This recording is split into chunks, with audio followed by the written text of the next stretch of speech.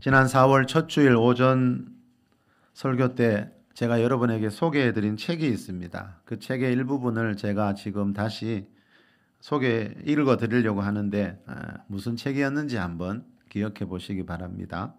이 책의 저자가 경험했던 일을 간증 형식으로 쓴 책인데 이런 말이 나옵니다. 온몸의 기력은 쇠에 같고 이들의 위협에 아무것도 할 수 없는 저의 무기력한 모습에 기가 질렸습니다. 저는 그곳에 있으면서 늘 공포에 떨어야 했습니다. 정말 끝이 없어 보이는 절망의 나날이었습니다. 그러던 중 한 줄기 빛이 들어왔습니다. 그 빛을 따라 나팔 소리와 찬양 소리가 들렸습니다. 그때 저는 비로소 조금씩 깨닫기 시작했습니다. 그래, 나는 예수님을 믿는 사람이지. 목소리도 나오지 않았고 몸도 움직일 수 없었습니다. 하지만 저는 있는 힘을 쥐어짜 개미 같은 목소리로 나지막히 읊조리기 시작했습니다. 무슨 말인지 기억나시나요? 이분이 온 몸에 있는 힘을 다 쥐어짜면서 개미 같은 목소리로 나지막히 읊조렸던 말 기억나시나요? 예수 보혈. 그러자 갑자기 그곳의 분위기가 바뀌었습니다. 자, 이 책의 제목이 뭔지 기억나시나요, 여러분? 제목이 좀 특이했지요. 예수 보혈 구원임이었습니다. 2021년 10월 달에 오륜교회에서 있었던 다니엘 기도회 때 김윤상 선교사님이 간증했던 내용이지요. 그 간증하고 얼마 뒤에 이 내용을 책으로 펴냈는데 제목이 예수 보혈 구원이었습니다. 이 선교사님이 멕시코에서 교통사고를 당해서 24일 동안 의식이 없는 상태에서 누워만 있었다 그랬죠. 그런데 의식이 없이 죽은 사람처럼 누워만 있었는데 그 순간에 이분은 어딘가에서 또 다른 세계를 경험하고 있었다라고 이 책에서 말하고 있습니다. 꿈을 꾼 것도 아니고 환상을 본 것도 아니라 그럽니다. 이분이 경험했던 것은 꿈도 아니고 환상도 아니라고 그럽니다. 자, 우리 눈에 보이지 않지만 여러분 성경에서 말하고 있는 그 영적인 세계가 있지요. 자, 이 선교사님은요. 꿈을 꾼 게 아니고 환상을 본 것도 아니고 성경에서 말하고 있는 그 영적인 세계에서 직접 그 세계에서 일어나는 어떤 일들을 경험했다는 거죠. 자, 성경이 말하는 것 중에 하나가 이겁니다. 우리 눈에 보이는 자연계라는 세계만 있는 것이 아니고요.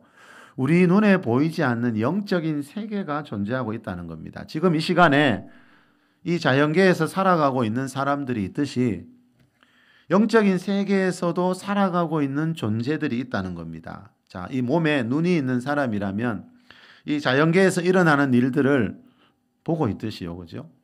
이 영적인 눈, 영의 눈이 열려 있는 사람들은요. 그 영계에서 일어나는 일들을 볼 수가 있습니다. 사람에게는 이렇게 이 육의 눈과 영의 눈, 이 두 종류의 눈이 있습니다. 열왕기하 6장에 보면요. 북이스라엘에 엘리사라는 선지자가 있었을 때 아람 군대가 이스라엘을 쳐들어온 적이 있습니다. 그때 엘리사의 청년 사환이 그 아람 왕이 보낸 군사들이 성읍을 포위한 모습을 보고 두려워하고 있을 때 하나님이 이 청년 사환의 영의 눈을 열어주시는 모습이 나옵니다. 자, 우리 열왕기하 6장 14절에서 17절 말씀 한번 읽어보겠습니다. 왕이 시작! 왕이 이에 말과 병거와 많은 군사를 보내매 그들이 밤에 가서 그 성읍을 에워쌌더라. 하나님의 사람의 사환이 일찍이 일어나서 나가보니 군사와 말과 병거가 성읍을 에워쌌는지라. 그의 사환이 엘리사에게 말하되 내 주여 우리가 어찌하리까 하니 대답하되 두려워하지 말라. 우리와 함께한 자가 그들과 함께한 자보다 많으니라 하니 기도하여 이르되 여호와여 원하건대 그의 눈을 열어서 보게 하옵소서 하니 여호와께서 그 청년의 눈을 여심해 그가 보니 불말과 불병거가 산에 가득하여 엘리사를 둘렀더라. 아멘. 그 청년의 눈을 여심해 그랬습니다. 그가 보니, 자, 그 청년의 눈을 하나님이 열어주셨다는 거지요. 자, 그가 보니, 자, 여기서 말하는 눈이 바로 영의 눈입니다. 그죠? 영의 눈이 열리면 무슨 일이 있습니까? 좀 전까지 보이지 않던 것들이 보이게 됩니다. 자, 이 청년이 영의 눈이 열리니까 조금 전까지 보이지 않던 것을 지금 보고 있잖아요. 그가 보니 뭘 봤습니까? 불말과 불병거가 산에 가득하여 엘리사를 두르고 보호하고 지키고 있더라. 자, 영의 눈이 열리니까 조금 전까지 보이지 않던 그 불말과 불병거가 지금 엘리사를 둘러 진치고 보호하고 있는 모습이 보이기 시작합니다. 자, 이 불말과 불병거는 성경에 보면요, 하나님의 군대인 천사들을 말하고요, 하나님의 임재를 뜻하는 말입니다. 자, 그런데 이런 것은 아무나 볼 수 있는 게 아니고 영의 눈이 열려야, 하나님이 영의 눈을 열어 주셔야 볼 수가 있다는 거죠. 자, 여러분, 이 세상에는요, 영의 눈이 열린 사람들만 보고 있는 것이 있습니다. 이게 안 보이면 이걸 보는 사람 이해하기 어렵죠. 자, 성경은 이렇게 여러분, 지금 우리가 살고 있는 이 세상에는요, 사람들만 살고 있는 게 아니고요, 이 영계의 영적인 존재들도 살고 있다는 것을 가르쳐 주고 있습니다. 물론 이 선한 천사들, 하나님의 천사들을, 선한 천사들을 대적하고 있는 악한 천사들, 즉 타락한 천사들도 영계에는 있습니다. 사복음서에 나오는 그 마귀와 악한 영들, 귀신들을 말합니다. 자, 16절에 보니까 이 엘리사가 이 자기 사환 청년에게 뭐라 그럽니까? 두려워하지 말라 그럽니다. 두려워하지 말라. 자, 두려워할 필요가 없다는 거지. 왜요? 저기 있는 아람 군대보다 우리와 함께하고 있는 이 불말과 불병거가 더 많기 때문에 두려워하지 않아도 된다는 거죠. 다시 말하면 우리와 함께하고 있는 하나님의 군대가 아람 군대보다 더 강하다는 거죠. 그런데 이 사환은 이게 보이지 않으니까 두려워할 수밖에 없었죠. 여러분, 사환이 두려워하고 있을 때 엘리사는 두려워하지 않았다는 게 중요합니다. 영의 세계를 볼 수 있는 영의 눈을 가진 사람들은요, 다른 사람들이 두려워할 때 두려워하지 않습니다. 시편 27편 3절에 보면 다윗이 이런 말을 합니다. 군대가 나를 대적하여 진칠지라도 내 마음이 두렵지 아니하며. 여러분, 엘리사만이 아니고 이 다윗도 지금 적군이 눈앞에 있을 때 두려워하지 않았대요. 어떻게 그럴 수 있을까요? 우리는 대부분 전쟁을 경험하지 않은 세대라서 이 전쟁이 얼마나 위험하고 무서운 일인지 잘 모릅니다. 그죠? 근데 이 엘리사도 이 다윗도 전쟁터 한가운데 있어 봤는데 그 나를 죽이려고 지금 앞에 지금 무기를 들고 서 있는 그 군인들이 두렵지가 않대요. 여러분, 다윗이 이때 왜 두려워하지 않았는지 이 말씀 아래 5절에 보면 이렇게 나옵니다. 여호와께서 환난 날에 나를 그의 초막 속에 비밀히 지키시고. 자, 적군이 몰려올 때 다윗이 두려워하지 않았던 이유가 뭔가 하면요, 하나님이 하나님의 군대를 동원해서 불말과 불병거를 동원해서 나를 은밀하게 지켜주신다는 그 믿음 때문이었습니다. 이 영의 눈과 비슷한 말이 있는데요, 믿음의 눈이라 그럽니다. 다윗은 전쟁터에서요, 앞에 있는 적군들만 쳐다본 게 아니고요, 믿음의 눈을 들어서 인간의 생사화복을 주관하고 계시는 그 창조주 하나님을 바라보고 있었다는 겁니다. 고린도후서 5장 7절에 보면요, 우리가 믿음으로 행하고 보는 것으로 행하지 아니함이로다. 자, 성경에 보면 그리스도인들의 삶은 세상 사람들하고 많이 다릅니다.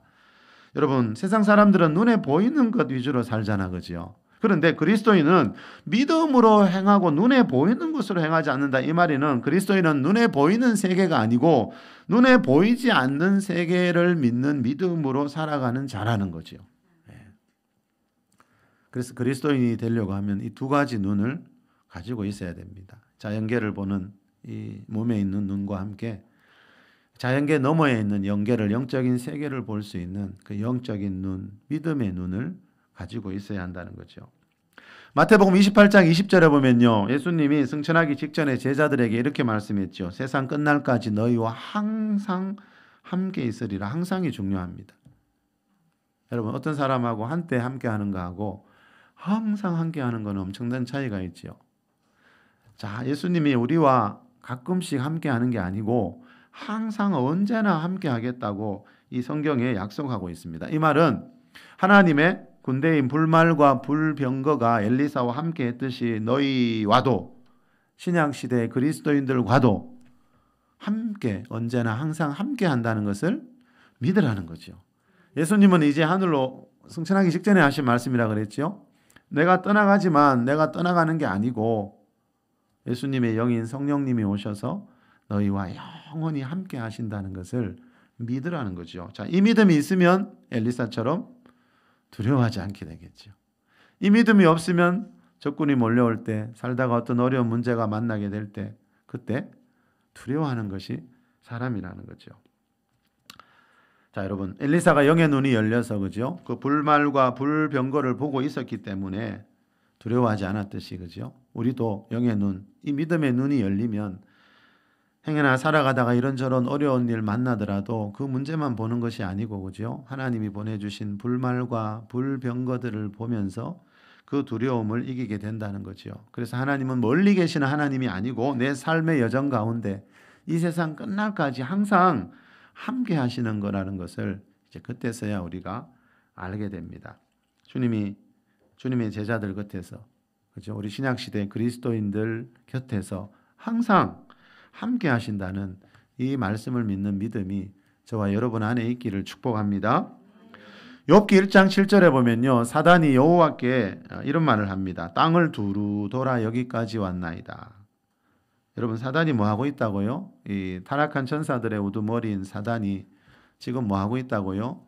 우리가 여러분 여기저기 돌아다니면서 생활하듯이 이 사단 마귀도 이 세상을 이 땅을 여기저기 돌아다니고 있습니다. 이 동네도 가고 저 동네도 가고 이 집도 갔다가 저 집도 갔다가 자, 욥의 집에도 들어왔지요. 자, 이 말씀에서 알 수 있듯이 여러분 우리 육체의 눈에는 보이지 않지만 이 사단 마귀와 마귀의 부하들인 악한 영들이 뭐하고 있나 하면 이 세상을 지금 두루 돌아다니고 있습니다. 그래서 베드로전서 5장 9절에 보면 너희 믿음을 굳건하게 하여 마귀를 대적하라고 하는 겁니다. 마귀가 여러분 두루 돌아다니다가 그죠? 우리 교회도 공격하고 여러분 가정도 공격하기 때문에 마귀를 대적하라 그럽니다. 여러분 성경은요. 우리 인생의 승리를 위해 가장 강조하는 게 있는데 우리 인생의 승리를 위해 강조하는 게 학력이나 재력이 아니고 마귀를 대적하라는 겁니다. 자, 마귀를 대적해서 쫓아내는 게 왜 중요한가 하면요. 아무리 학력이 있고 재력이 없어도요. 이 마귀를 대적하는 법을 모르면 도둑질하고 죽이고 멸망시키는 이 마귀의 일에 당할 수밖에 없는 것이 사람의 인생이기 때문입니다. 요한복음 10장 10절에 보면 예수님이 이 마귀와 악한 영들이 하는 일을 크게 세 가지라고 도둑질하고 죽이고 멸망시키는 일이라고 분명히 가르쳐 주시고 있습니다. 자, 이 마귀와 악한 영들은 지금 이 땅을 두루 다니면서 뭘 하고 있다고요? 우리의 재정을 도둑질해 가고 있고 우리의 건강 생명을 죽이고 있고 우리 영혼을 지옥이라는 멸망의 길로 보내고 있다는 겁니다. 그래서 이 세상 살면서 그 어떤 일보다 중요한 것은 여러분 마귀를 대적하는 법을 배워서 마귀의 일을 멸하는 것이라고 성경은 분명하게 말씀하고 있습니다. 아무리 학력이 높고 재력이 많아도요. 이 마귀의 일을 알지 못하면요. 언젠가는요. 도둑질하고 죽이고 멸망시키는 마귀의 일을 만나게 되는 것이 이 세상 모든 사람들의 삶입니다.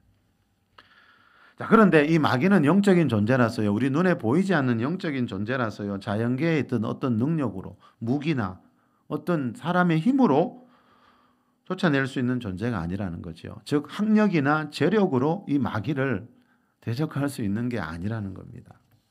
자, 마귀는 영적인 존재이기 때문에요. 마귀를 대적하기 위해서는 불말과 불병거 같은 영적인 세계에서 오는 도움이 반드시 필요합니다.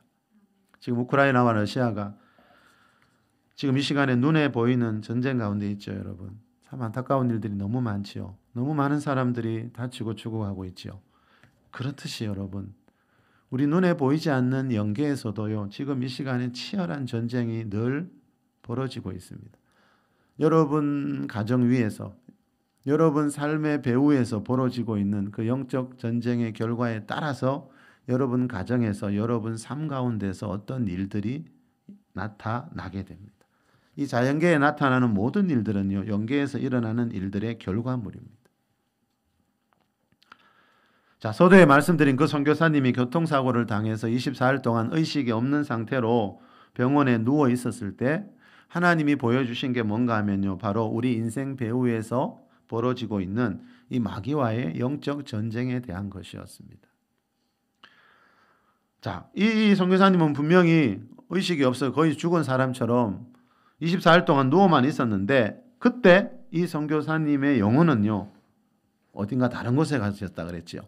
어딘가에 갇혀서요, 읽어드린 첫 문장에 나왔듯이 어떤 사람들의 위협 속에서 아주 고통스러운 삶을 살아가고 있었습니다. 그런데 나중에 알고 보니까 이 선교사님을 괴롭혔던 그 사람들은 사람이 아니라 악한 영들이었다 그랬죠. 자, 에베소서 2장 2절에 보면요, 그때 너희는 공중의 권세 잡은 자 마귀를 따라서 살았다 그러죠.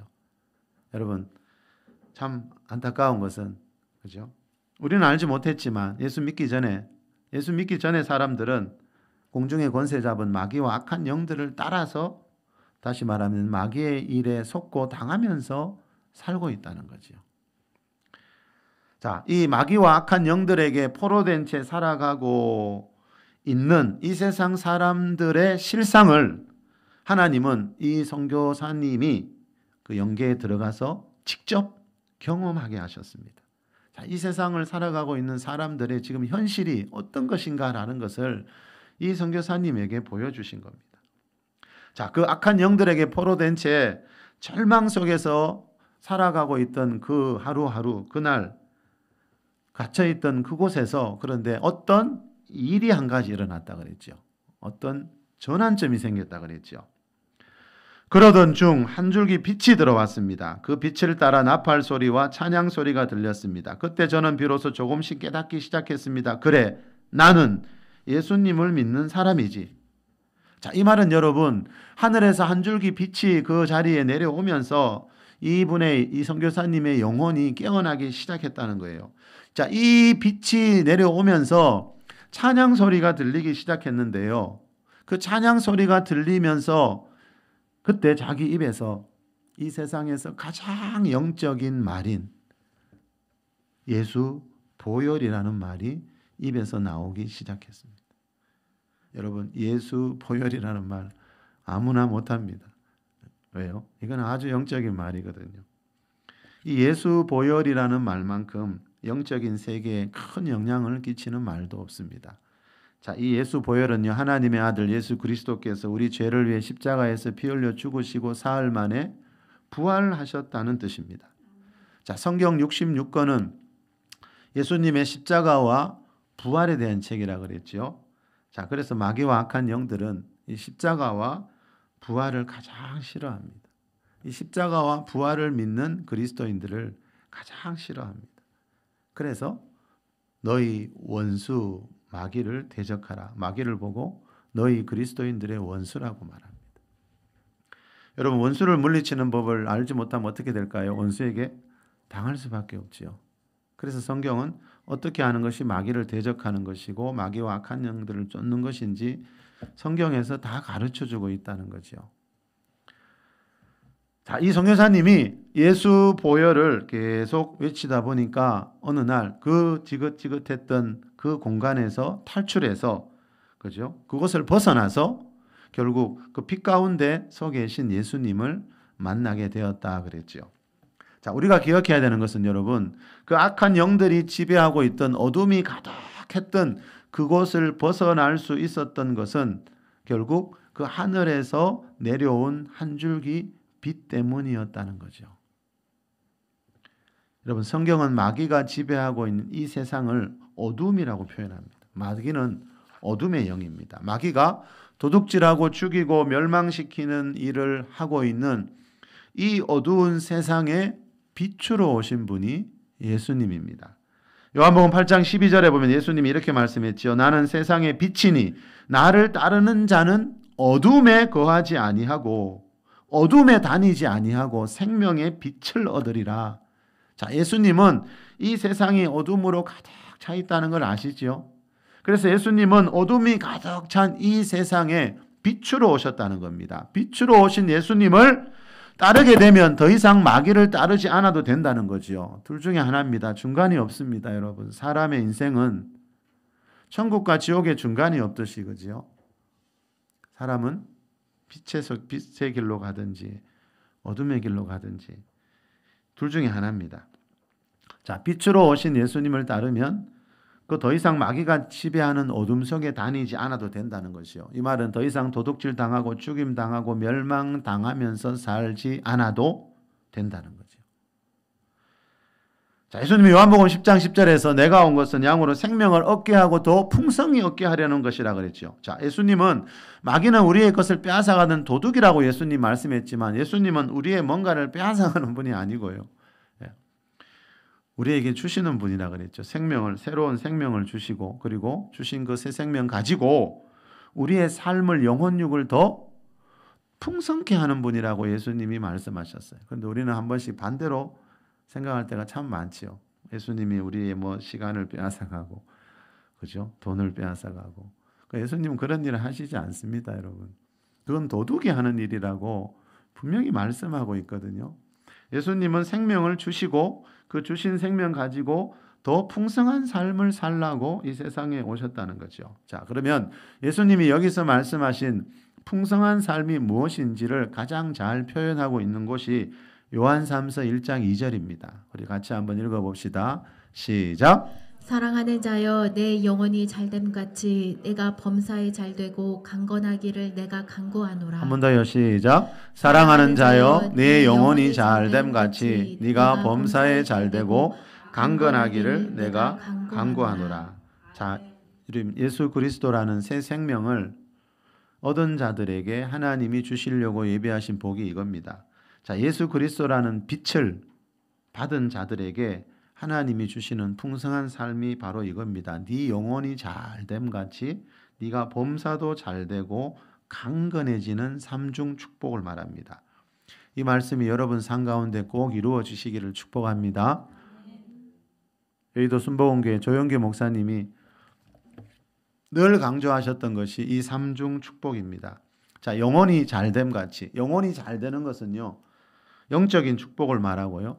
자, 범사가 잘 되고, 범사가 잘 되는 것은 환경적인 축복을 말하고요. 강건하기를 원한다. 강건해지는 것은 육체적인 축복을 말합니다. 자, 예수님이 말씀하신 이 풍성한 삶은 이렇게 우리 영혼, 육의 모든 부분을 아우르는 삼중 축복, 즉 전인적인 축복입니다. 언제부터인가 우리나라가 참 포기하기를 하면, 그죠? 자꾸 기복신앙이라고 이렇게 비난하는 소리들이 많지만, 여러분, 하나님이 우리를 부르신 것은요, 일시키기 위해서가 아니고요, 봉사하기 위해서가 아니고요, 선교하고 전도하기 위해서가 아니고, 그거는 그 다음 이야기고요.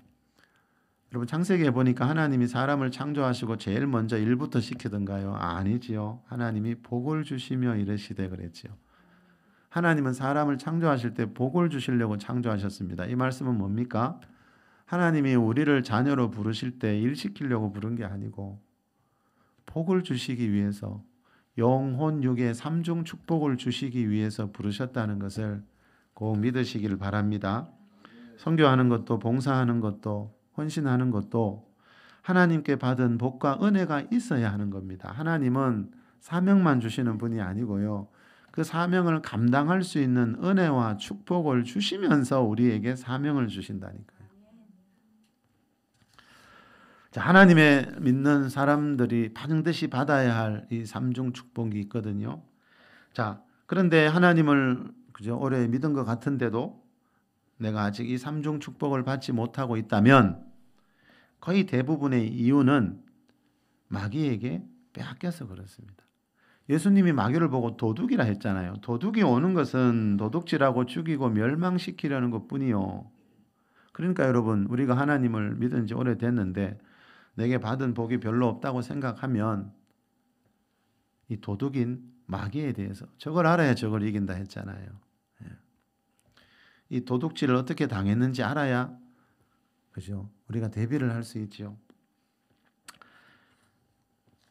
이 세상은 어느 시대나 여러분, 그 릭 조이너 목사님이 쓴 책 제목처럼 빛과 어둠의 영적 전쟁이 치열한 그런 시대입니다. 빛과 어둠의 영적 전쟁.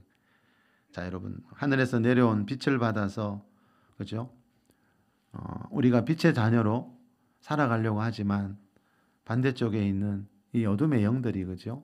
이 빛의 자녀들을 끊임없이 방해합니다. 그래서 하나님이 복을 주시지 않는 게 아니고요. 대부분은 하나님이 내려주시는 복을 빼앗기고 있다는 표현이 더 정확합니다. 그래서 성경은 사도들은 마귀를 대적하라. 마귀에게 복 빼앗기지 말고 하나님이 주시는 복을 우리가 받고 살려면 그 복을 방해하는 마귀를 대적하는 법을 꼭 알아야 한다는 거죠. 자, 하늘에서 내려오는 이 빛을 받아서 여러분, 이 어둠의 영들을 몰아낼 줄 알아야 이 삼중 축복의 주인공이 될 수 있다는 겁니다. 자, 이 세상에는 어느 시대나 여러분, 빛 대신 예수님을 따르는 사람들이 있고요. 이 어둠의 영인 마귀를 따르는 사람들이 늘 함께 살아가고 있습니다. 그래서 여러분, 사람들하고 만나고 관계하는 것이 그래서 힘들 때가 참 많죠. 빛과 어둠이 어찌 함께 사귈 수 있느냐고. 빛과 어둠은 함께 있을 수 없거든요. 그래서 충돌이 일어날 수밖에 없는 겁니다. 자, 그래서 엘리사 시대 아람 군대가 공격해 왔다 그랬죠. 자, 구약에 보면 엘리사 시대만이 아니고 그 시대마다 이 이스라엘 하나님의 민족인 하나님의 빛을 받은 이스라엘을 공격한 나라들이 얼마나 많습니까? 이스라엘은 구약에 보니까 끊임없는 전쟁 가운데 있었습니다. 그럴 수밖에 없는 것이 하나님을 믿는 사람들의 삶이라는 거죠. 이 세상은 빛과 어둠의 영적 전쟁터이기 때문입니다. 바울도 에베소서 6장 11절에서 마귀의 간계를 대적하기 위해, 자, 마귀도 사도 바울도 베드로 사도처럼 마귀의 간사한 계략을 대적할 줄 알아야 된다 그러지요. 마귀의 간계를 대적하기 위하여 하나님의 전신 갑주를 입어라. 우리의 씨름은 혈과 육을 가진 사람을 상대하는 것이 아니고 혈과 육을 가진 사람의 배후에 있는 그 악한 영들과의 싸움이 우리 인생에서 진짜 싸움이라는 거예요. 이 말은 사람하고 싸우지 말라는 거예요. 제발. 그 사람하고 싸울 필요가 없다는 거예요. 우리의 씨름은, 우리의 싸움은 혈과 육을 가진 사람을 상대하는 게 아니고 그 사람의 배후에 있는 그 사람을 지배하고 있는 영들과의 싸움이라는 거예요. 영적 싸움이라는 거예요. 그래서 사람하고 싸우지 말래요. 자, 이 말씀은 이스라엘만이 아니고요. 우리 그리스도인 개개인의 삶도, 개개인의 역사도 마귀와의 영적 전쟁 가운데 있다는 뜻입니다. 인류의 역사는요, 우리 개개인의 역사는 언제나 빛과 어둠의 영적 전쟁 가운데 있다는 거죠. 그래서 빛으로 어둠을 몰아내는 것이 성경에서 말하는 그리스도인의 삶입니다. 어둠을 이길 수 있는 것은 빛밖에 없습니다. 자, 여러분, 그 어두운 곳에서 악한 영들에게 포로되어 살아가던 그 선교사님이 그곳을 탈출할 수 있었던 것은요, 그 하늘에서 내려온 한 줄기 빛 때문이었습니다. 자, 이 어둠의 영인 마귀에게서 벗어나기 위해서는요, 하늘에서 내려오는 그 빛, 예수 그리스도라는 그 빛이 임해야 됩니다. 디모데전서 2장 4절에 보면 하나님은 모든 사람이 구원을 받기를 원하신다 그래요. 우리 흔히 그런 말 많이 하죠, 여러분. 들어보셨지요? 하나님은 어떤 사람들은 창세 전부터, 태어나기 전부터 구원하기로 예비해 놓으시고 어떤 사람들은 태어나기 전부터 지옥 가기로 예비해 놓으시고, 그런 거 절대로 믿으면 안 됩니다, 여러분. 예. 순전한 복음이 있고 여러분, 짝퉁 복음이 있다 그랬죠. 베드로 사도가 말하는 순전한 복음, 그걸 믿어야 되는데 안타깝게도 교회 안에는 하나님 말씀과 비슷한 말씀들이 너무 많이 퍼져 있습니다. 방금 뭐라 그랬죠? 디모데전서 2장 4절에 어렵지 않죠, 여러분? 하나님은 모든 사람이, 이 세상 모든 사람이 구원받기를 원하시지 어떤 사람은 태어나기 전부터 지옥 가기로 작정해 놓는 그런 하나님은 없다는 거예요. 하나님은 이 세상 모든 사람들이 하나님의 형상을 닮은 피조물이기 때문에 이 세상 모든 사람들을 구원하고 싶어서 예수님을 보냈지 어느 일부분의 사람들을 구원하고 싶어서 예수님을 보낸 게 아니라는 거예요, 여러분. 이건 엄청난 차이지 않습니까? 그래서 여러분, 제가 항상 그랬지요. 누군가가 하나님에 대해서 뭐라고 말하면 어떤 설교를 듣든지 제 설교를 듣든지 베레아교회 성도들처럼 그 말씀이 성경에서 말하는 그 말씀인가? 상고해야 될 책임은 우리 모두에게 다 있다는 거죠. 하나님은 모든 사람이 구원받기를 원하신다는 말은 하나님은 이 세상 모든 사람들에게 그리스도라는 빛을 뿌리고 계시다는 거예요. 그런데 요한복음 1장 5절 말씀처럼요. 빛이 어둠에 빛이 돼 어둠이 깨닫지 못하더라 그랬습니다. 빛이 어둠에 빛이 돼 어둠이 깨닫지 못하더라.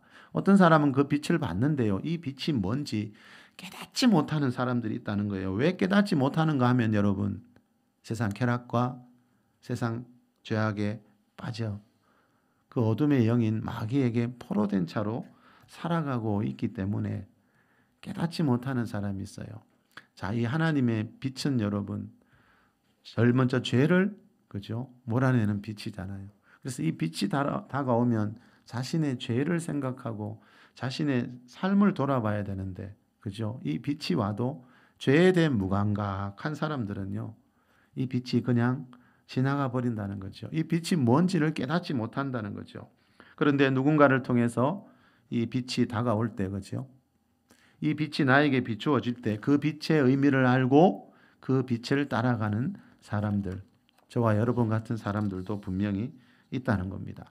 자, 저와 여러분만이 아니고 오늘 본문에 나오는 이 사도 바울, 바울이 되기 전에 사울이었지요. 자, 오늘 본문에 나오는 사울도 그런 사람 중에 하나였습니다.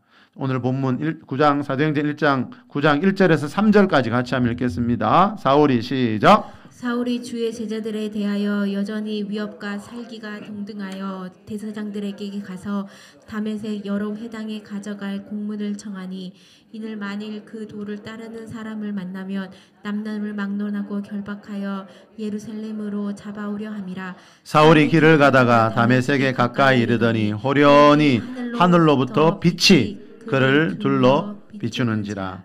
아멘. 호련히 갑자기 하늘로부터 한 줄기 빛이 그를 둘러 비추는지라. 자, 이 빛이 바로 그 선교사님이 경험했던 그 빛입니다. 이 빛은 햇빛이 아닙니다. 자, 하늘에 있는 햇빛이 아닙니다. 자, 이 빛을 받은 뒤에 사울이 변해서 사도 바울이 되었습니다. 사람의 인생을 가장 극적으로 변화시키는 게 뭔가 하면요. 하늘로부터 내려오는 이 빛입니다. 자, 사울은 이 사도 바울이 예수님 만나기 이전에 사용하던 이 히브리식 이름이거든요. 이 당시 사울은 어떤 사람이었습니까? 1절에 보니까 나오지요. 사울이 지금 뭐 하고 있습니까? 주님의 제자들에 대해 위협과 살기가 등등하여 지금 대제사장에 가서 예수님 제자들 붙잡아 오라는 그런 명을 받고 지금 다메섹으로 가고 있죠. 자, 예수님 믿는 사람들이 얼마나 싫었으면요. 우리 주위에도 이런 사람 많죠. 뭐 특별한 죄진 것도 아닌데 교회만 다닌다 그러면 싫어하죠. 그건 당연한 겁니다, 여러분. 왜요? 빛과 어둠은 섞일 수가 없거든요. 우리도 옛날에 안 그랬습니까? 교회 다니기 전에는 교회 다니는 사람들이 얼마나 싫었어요. 이해가 안 되죠. 여러분, 예수님 믿는 사람들이 얼마나 싫었으면 지금 사울이 뭐 하고 있습니까? 예수님 믿는 제자들을 붙잡기 위해서 그 예루살렘에서 이웃 나라인 이 다메섹은 이웃 나라 수리아에 있는 도시였거든요.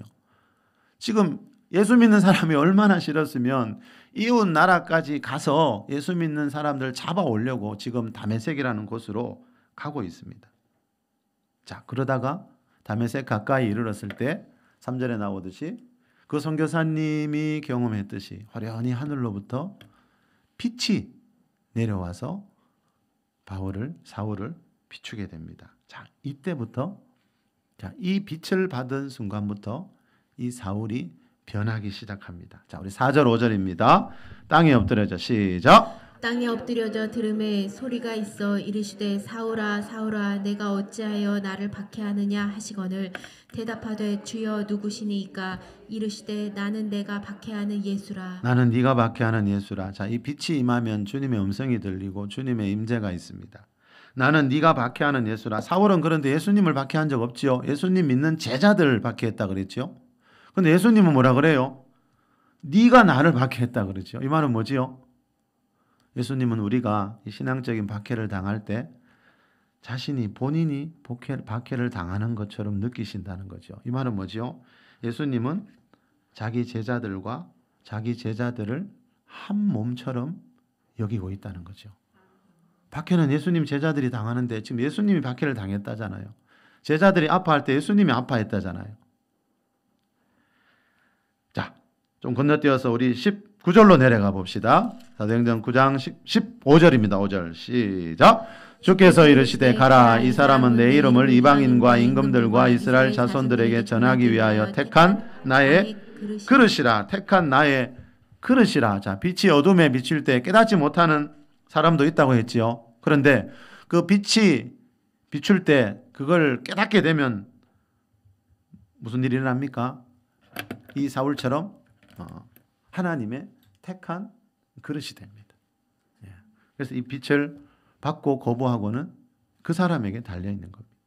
하나님이 여러분 어떤 사람들을 지옥 보내려고 이 세상에 태어나게 하신 게 아니고요. 그분들이 예수님 믿는 걸 거부하고 빛을 거부했기 때문에 하나님 나라 법에 의해서 그 길로 가는 겁니다. 자, 이 사람은 택한 나의 그릇이다. 자, 이 사울처럼 이 빛의 의미를 깨닫는 사람들은 그때부터 택한 나의 그릇, 하나님이 쓰시는 그릇으로 변화되어 가기 시작합니다. 자, 우리 마지막 17절에서 19절입니다. 시작. 아나니아가 떠나 그 집에 들어가서 그에게 안수하여 이르되 형제 사울아, 주 곧 네가 오는 길에서 나타나셨던 예수께서 나를 보내어 너로 다시 보게 하시고 성령으로 충만하게 하신다 하니 즉시 사울의 눈에서 비늘 같은 것이 벗어져 다시 보게 된지라. 일어나 세례를 받고 음식을 먹음에 강건하여 지니라. 일어나 세례를 받고. 자, 이 세례가 뭐지요? 주는 그리스도시요 살아계신 하나님의 아들이십니다. 신앙 고백할 때 예수님 하나님 아들로 처음 믿을 때 받는 물세례라는 것을 우리 사도행전에서 많이 살펴봤죠. 그런데 물세례만 있는 것이 아니고 예수님이 승천하기 전에 말씀했죠. 요한은 물로 세례를 줬지만 너희는 몇 날이 못되어 성령으로 세례를 받으리라. 자, 교회 안에는 물세례가 따로 있고 성령 세례가 따로 있습니다. 물세례 받을 때 성령 세례 받은 게 아닙니다. 우리 사도행전에서 많이 살펴봤지요. 물세례 따로 받고 성령 세례 따로 받는 모습이 여러 곳에서 나오고 있습니다. 자, 여기서 말하는 세례는 물세례를 말하고요. 그런데 이 17절에 보니까 이 아나니아라는 사람이 사울에게 안수할 때 그죠? 성령으로 충만함을 받았습니다. 그죠? 자, 여기서 말하는 성령의 충만함이 뭐라 그랬습니까? 사도행전 1장 5절과 2장 4절에서 말하는 성령 세례라는 것을 그동안 우리 사도행전에서 많이 살펴봤습니다. 자, 바울은 이날 여러분 사도행전 10장에 나오는 고넬료처럼 또 19장에 나오는 에베소 교회 성도들처럼 물세례와 성령 세례를 같은 날 받았습니다. 대부분은 지금 보니까 다른 날 받는데 이 사울도 사도행전 10장에 나오는 고넬료도 사도행전 19장에 나오는 그 12명의 에베소 교회 성도들도 그 본문에 보니까 물세례와 성령 세례를 같은 날 받았습니다. 자, 하늘로부터 내려오는 빛을 받은 사람들은 이렇게 물세례와 성령 세례를 받으면서 하나님이 쓰시는 그릇으로 변화되어 간다는 겁니다. 그런데 이 사도 이 바울이 그죠? 이 과거에 이렇게 다메섹 가다가 빛 속에서 예수님 만났던 이 간증을 사도행전 22장과 26장에 가면 하고 있는 모습이 나와요. 자, 우리 먼저 사도행전 22장 4절에서 6절 말씀 같이 읽겠습니다. 시작. 내가 이 돌을 박해하여 사람을 죽이기까지 하고 남녀를 결박하여 옥에 넘겼노니 이에 대제사장과 모든 장로들이 내 증인이라. 또 내가 그들에게서 다메섹 형제들에게 가는 공문을 받아가지고 거기 있는 자들도 결박하여 예루살렘으로 끌어다가 형벌을 받게 하려고 가더니 가는 중 다메섹에 가까이 갔을 때 오정이 되어 호련히 하늘로부터 큰 빛이 나를 둘러 비치매. 호련히 하늘로부터 큰 빛이. 자, 9절에는 큰이라는 말이 없었지요. 자, 그 빛은 아주 큰 빛이었습니다, 여러분. 예. 그리고 그 빛은 햇빛이 아니었습니다. 자, 그 빛의 특징이 26장에 가면 또 나옵니다. 자, 우리 사도행전 26장 12절 13절입니다. 시작. 그 일로 대제사장들의 권한과 위임을 받고 다메섹으로 갔나이다. 왕이여 정원아 되어 길에서 보니 하늘로부터 해보다 더 밝은 빛이 나와 내 동행들을 둘러 비추는지라. 자, 그 빛은 무슨 빛이었습니까? 하늘로부터 해보다 더 밝은 빛이었습니다. 이 말은 햇빛이 아니라는 겁니다. 자, 하늘로부터 해보다 더 밝은 빛이 이 사울을 둘러 비추고 난 뒤에 이 사울이 결국 하나님의 택한 그릇이 되어 사도로 쓰임 받게 됩니다. 자, 오늘 본문인 사도행전 9장에서 말하는 그 빛은 좀 전에 22장에서 보니까 큰 빛이라 그랬고, 이 26장에서는 뭐라 그러지요? 해보다 더 밝은 빛이다. 이거는 이 세상에 없는 빛이라는 거예요. 이 자연계에 있는 빛이 아니라는 거예요. 이 빛은 영계에서 내려오는 빛이라는 겁니다. 영적인 세계에서 내려오는 빛이 이 땅에 있는 사람들을 비출 때가 있습니다. 이 육신의 눈으로 보면은 다 보이지 않지만 엘리사처럼 영의 눈을 가지게 되면요, 믿음의 눈을 가진 사람들은 그 빛이 보입니다. 디모데전서 6장 16절에 보면요, 하나님은 가까이 가지 못할 빛에 거하시고 라는 말씀이 나와요. 하나님은 지금 이 순간에 빛 가운데 거하고 계세요. 요한계시록에 보니까 하나님의 보좌라는 말, 여러분 그 46번 정도 나온다 그랬죠. 요 두 구절을 합쳐보면 하나님이 앉아있는 그 보좌 주변에 뭐가 있다고요? 가까이 가지 못할 어떤 빛 가운데 하나님은 거하고 계세요. 자, 하나님은 지금 이 시간에 여러분 그 빛 속에 계시다는 거예요. 그런데 중요한 것은 하나님은 그 빛을 이 땅에 있는 누군가에게 뿌려주고 있다니까요. 자, 그 빛이 해보다 더 밝은 빛, 큰 빛, 하늘로부터 내려오는 빛. 시편 97편 11절에 보면요, 의인을 위하여 빛을 뿌리고 마음이 정직한 자를 위하여 기쁨을 뿌려주시는도다. 자, 하나님이 지금 뭐 하고 계신다고요? 의인들에게 빛을 뿌려주시고 있어요. 그래서 하늘을 자꾸 봐야 됩니다. 여러분. 위의 것을 바라보라 그랬죠. 위로부터 온갖 좋은 은사와 온전한 선물이 다 내려옵니다. 이 빛과 함께 하나님의 은혜와 축복들이 내려옵니다. 그래서 그리스도인들은 이 땅의 것이 아니고 위를 바라보고 살라는 거죠. 자, 하나님은 지금 이 시간에 뭐 하고 있어요? 의인들을 위하여, 이미 하나님 믿고 잘 믿는 사람들을 위해서도 빛을 뿌려주시고 있어요. 어떤 사람에게는 이 빛이 임해서 그리스도인 되지만 이미 믿고 있는 그리스도인들에게도 뿌려주시는 빛이 있어요. 이 빛 속에 뭐가 있다고요? 의인을 위하여 빛을 뿌리고 마음이 정직한 자를 위하여 기쁨을 뿌리시는도다. 반복법입니다. 마음이 정직한 사람들이 의인이고요. 자, 하나님이 의인을 위하여 빛을 뿌린다는 말은 의인들에게 기쁨을 뿌려준다는 겁니다. 여러분, 이 빛 속에 뭐가 담겨 있다고요? 하나님 나라 천국에서 내려오는 기쁨이 담겨 있습니다. 이 해보다 더 밝은 빛을 받으면 마음이 평안해지고 기뻐집니다. 빛을 뿌리고 기쁨을 뿌린다는 말은요, 하나님이 이 뿌려주시는 빛 속에 어떤 기쁨이 담겨 있다는 거죠. 그래서 이 빛을 받은 사람들 보십시오. 세상 쾌락을 버리고 세상 죄를 버리게 됩니다.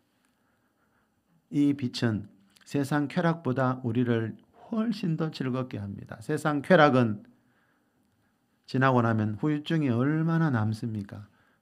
그런데 여러분, 이 빛 속에 담겨 있는 기쁨은 후유증이 전혀 없습니다.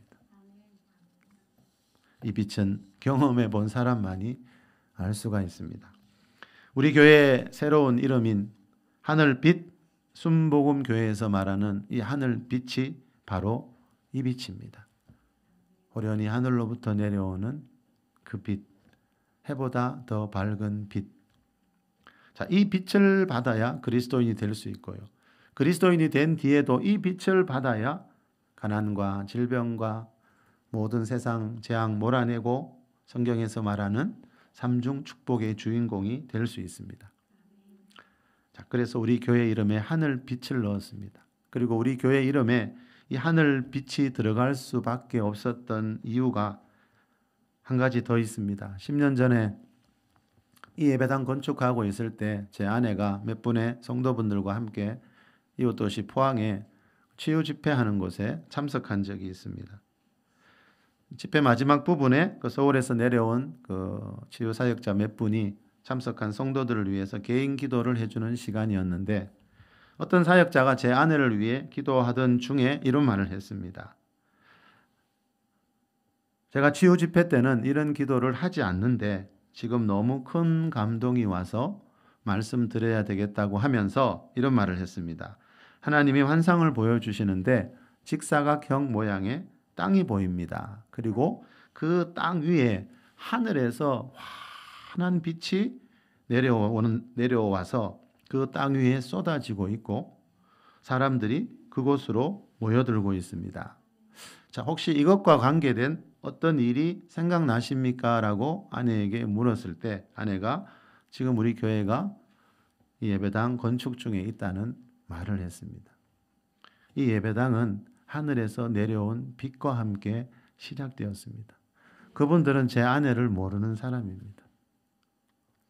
자, 하나님의 다양한 음성 중에 사도행전 2장에 보니까 꿈과 예언과 환상이 있죠, 여러분. 하나님은 성경 66권으로 만 말씀하시는 분은 아니다 그랬지요. 하나님 음성 중에 가장 중요한 것은 어느 시대나 성경 66권이지만 때로는 하나님이 성령 받은 사람들, 그죠? 사도행전 2장에 보면 말세에 성령을 부어 주시는 이유가 뭐라 그랬지요?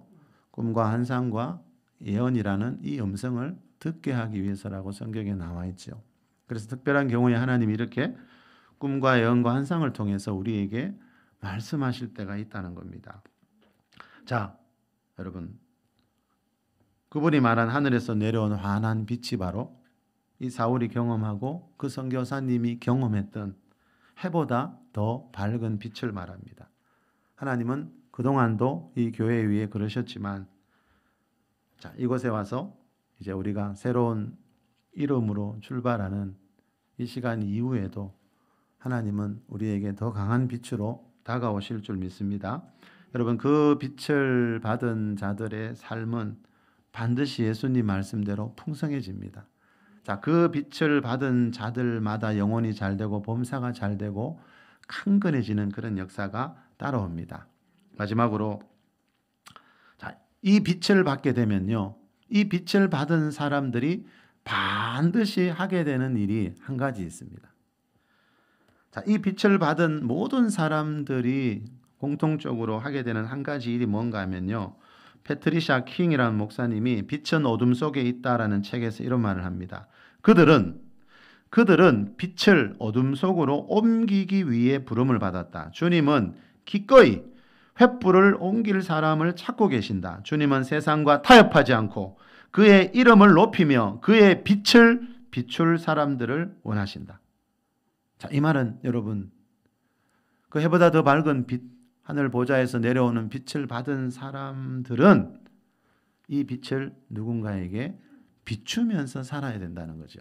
그래서 예수님이 너희가 세상의 빛이라고 말씀하셨습니다. 여러분, 저와 여러분이 이 빛을 받은 사람이라면 반드시 세상 어디에 가서든지 이 빛을 어두운 세상에 비추면서 살아야 한다는 겁니다.